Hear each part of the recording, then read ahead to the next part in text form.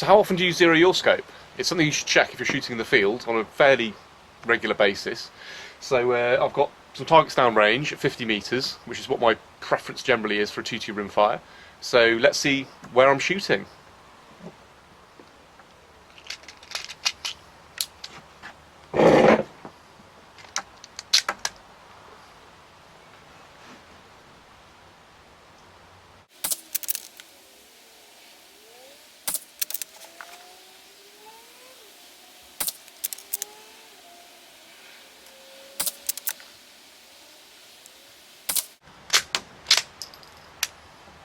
There's 5 shots. Let's see how we got on.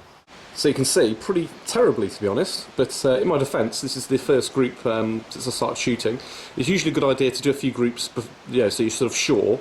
But the basic premise of what I'm talking about is, say I was consistently shooting where these two are here, and I need to obviously get them up to the crosshair. Now you would think logically that you'd be bringing the crosshair left and down to meet where the gun's firing, but that's not the case at all. With the turrets, you need to with this you need to turn them up and right, because you're effectively moving the shot to the zero. It's actually sort of in reverse as to how you would think. So it's a question of fiddling really, steady as you go, and seeing how how you get on with it really. As I said, I'm going to shoot a couple more groups till I'm to see where I am, because that's, to be honest, that's awful, and you can see that there's no consistency here really. So I'll have another group and see what happens.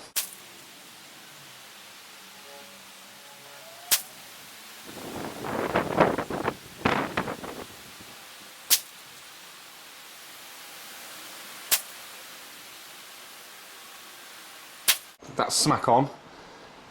Any sort of deviation really from the zero is just my sort of shooting ability really. But you can see it's where it's supposed to be, and if that was a rabbit's head, that would be, that would do the job. So as you saw, the second group was loads better than the first. I hadn't fiddled with any settings on my scope or anything like that. You may wonder why. It's because I was more relaxed. I'd got something better to lean on, if I'm perfectly honest. And I was thinking more about what I was doing. Whenever you're zeroing, make sure you do a few groups before you start fiddling, because otherwise you end up getting in a bit of a mess and you don't know where you are. If they're consistently going in a nice tight group in the wrong place, that's when you start changing things. Now it's dead simple. I'm sure many of you know how to do this already. In fact, most of you probably do. But for those who don't, you've got these turrets here and here on the scope. These do up and down and they move left and right. And these do left and right and they move that way and that way as well. The other thing to bear in mind, which is again to do with why my second group was a bit better than my first, is because you need to relax, but you also need to obey the 3 main rules of shooting. Well, rifle shooting. And that is breathing, trigger control, and follow through. Now breathing is fairly simple, I mean it's breathing. But what you want to do, it depends how, different people are more comfortable with different ways of doing it. Some people just hold their breath. Personally, I breathe in and then I breathe out halfway, so I'm sort of like this, and then I hold it. And at that point, you should have a nice good 2 seconds of being rock solid and able to make sure you don't pull the shot.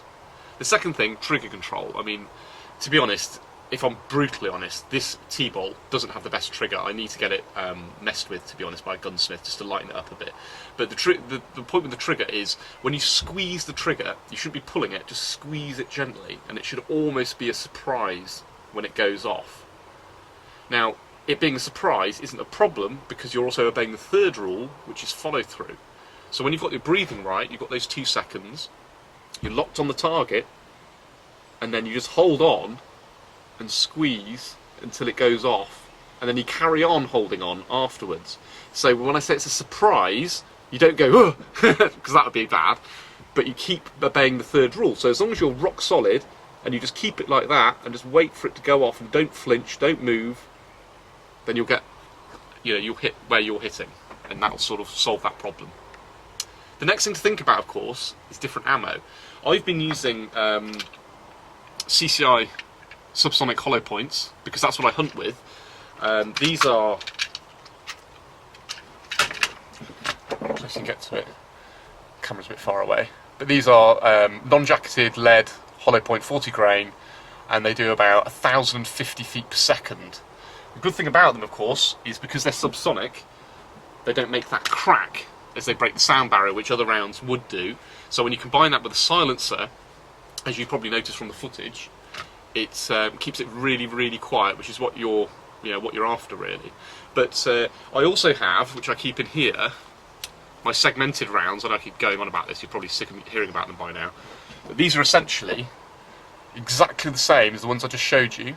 Same ballistics, 1,050 feet per second, hollow points, 40 grain. But these are jacketed, and they're jacketed because they're segmented, so it holds the sort of sections together. But because they're ballistically the same, I can train with these much cheaper normal hollow points and then keep these for hunting. So the next thing to try now is to say, well, now I've got to prove it. I'll load up 5 rounds of the jacketed rounds, we'll do another group, and we'll see how I get on.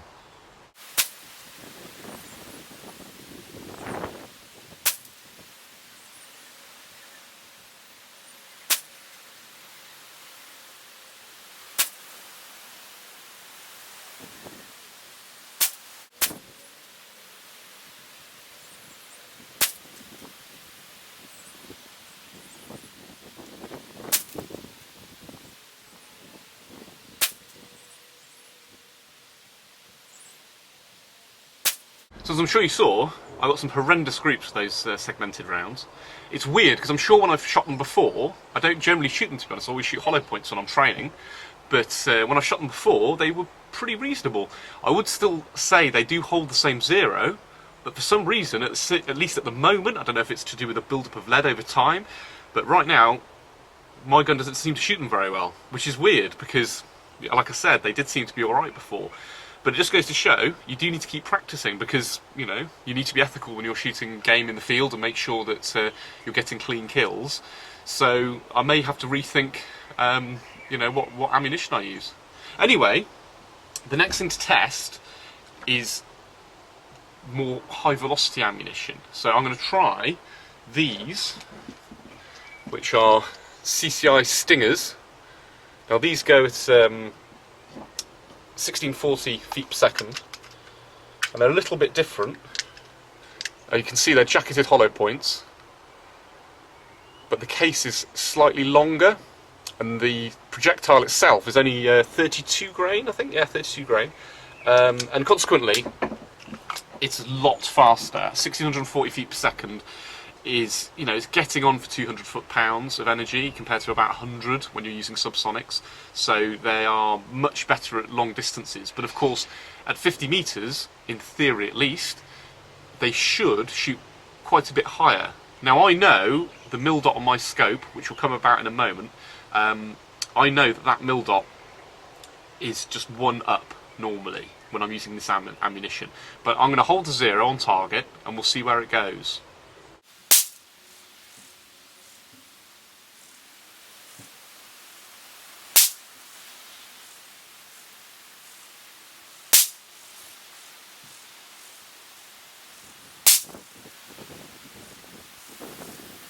So as you saw with the Stingers, you might have noticed a bit more of a crack, because obviously it's going way past the sound barrier when you're shooting those, although still no need for hearing protection. If you're silenced, it's not too loud.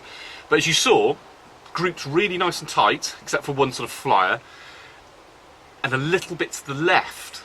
Now in theory, if you zeroed, say, the subs as you saw on the 0, it shouldn't be going left.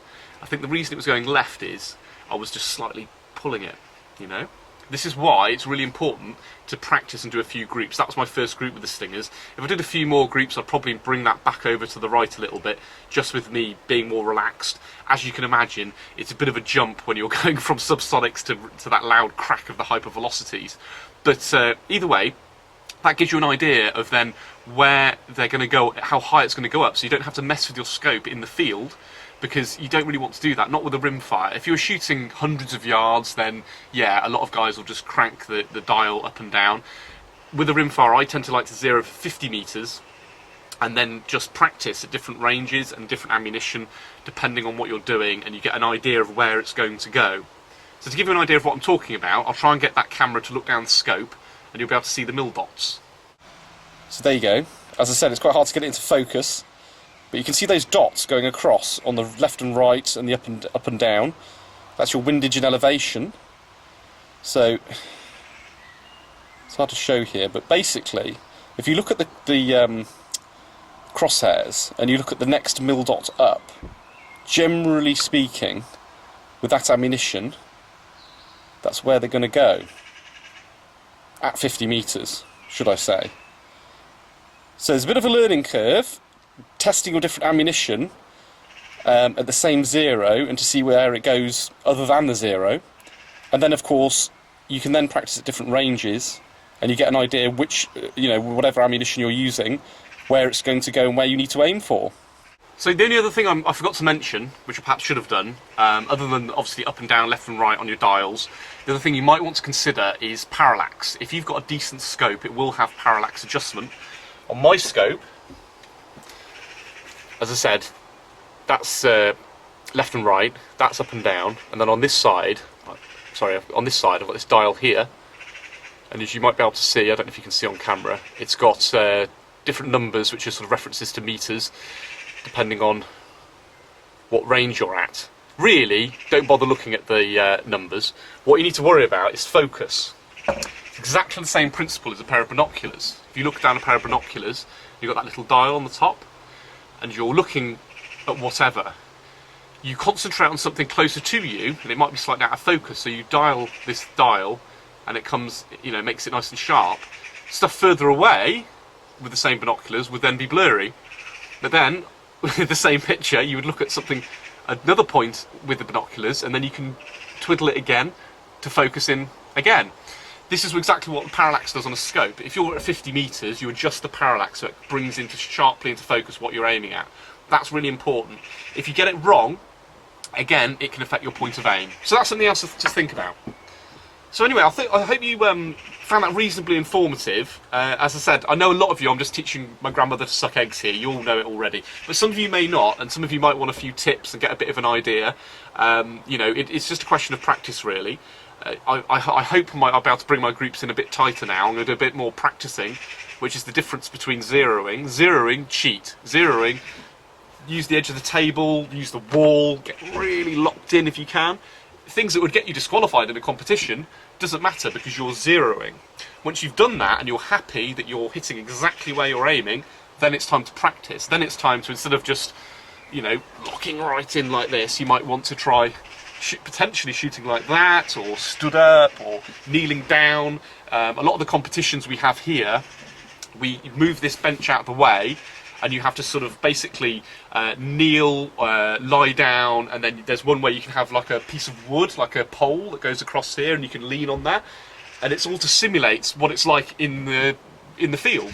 And that's where practice comes in, because that's when it really really separates the men from the boys. Because if you're really good at shooting, then you're going to be able to shoot in different kinds of circumstances.